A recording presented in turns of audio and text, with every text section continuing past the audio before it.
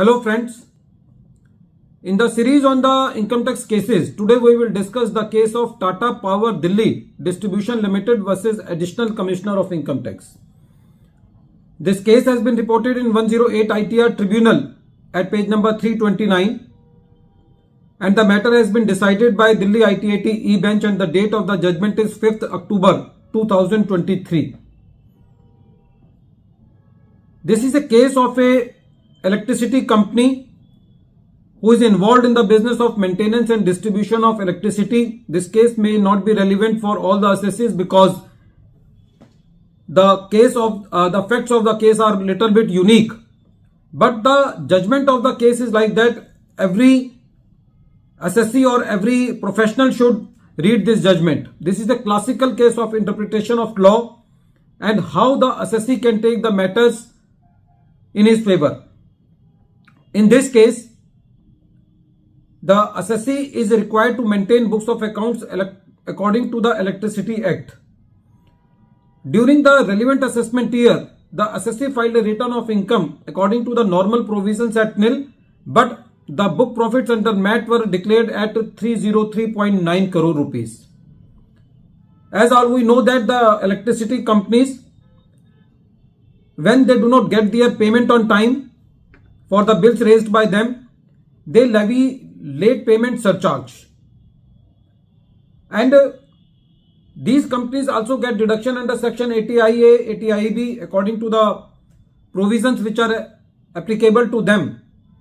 So when the assessment was going on, the learned assessing officer was of the opinion that the late payment surcharge is not related to the business of the assessee. That is why the deduction under section 80IA should not be available to the assessee, because generally the 80IA deduction is given for the profits of the business.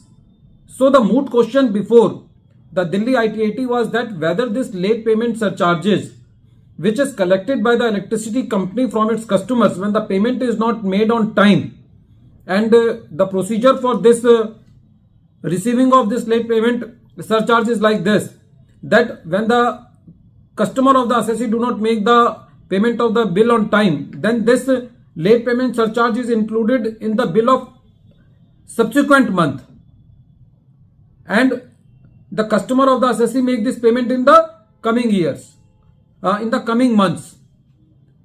So the learned assessing officer was of the opinion that this is not related to the business of the assessee, so the deduction under section 80IA should not be applicable to the assessee. And the second issue was that the assessee was booking this late payment surcharge into the income of the assessee according to the receipt basis. Because the reason given by the assessee for booking this expense on receipt basis was that there is uncertainty attached to its collection. Because when the assessee is not making the payment of the bill on time, so it cannot be assumed that the assessee will make this payment surely on time. So the assessee was very much justified in booking this late payment surcharge on the basis of receipt, but the learned assessing officer made the addition accordingly. When this both matters came to the ITAT, first of all on the first issue, the ITAT said that late payment surcharge which is collected from the customers to just encourage them to make the payment on time is directly related and has direct nexus with the profits of the business, with the business of the assessee. So assessee is also entitled to claim deduction under section 80IA on that late payment surcharge. Now on the second issue, the ITAT was very clear that this late payment surcharge do have uncertainty as far as its collection is concerned, and according to the accounting standard 9, and since the assessee has also taken this income in the previous years on the basis of receipt basis and also in the coming years, so seeing all the facts and circumstances of the case, this late payment surcharge should not be taken on the accrual basis into the income of the assessee. The third very important issue which was before the ITAT was that the assessee raised an additional ground before the ITAT that whatever the taxes the assessee has paid on the basis of the book profits under the MAT provisions under section 115 JB that are not applicable to the assessee at all, because MAT provisions are not applicable to the companies who are engaged in the business of maintenance and distribution of electricity. So MAT provision should not be applicable to the assessee.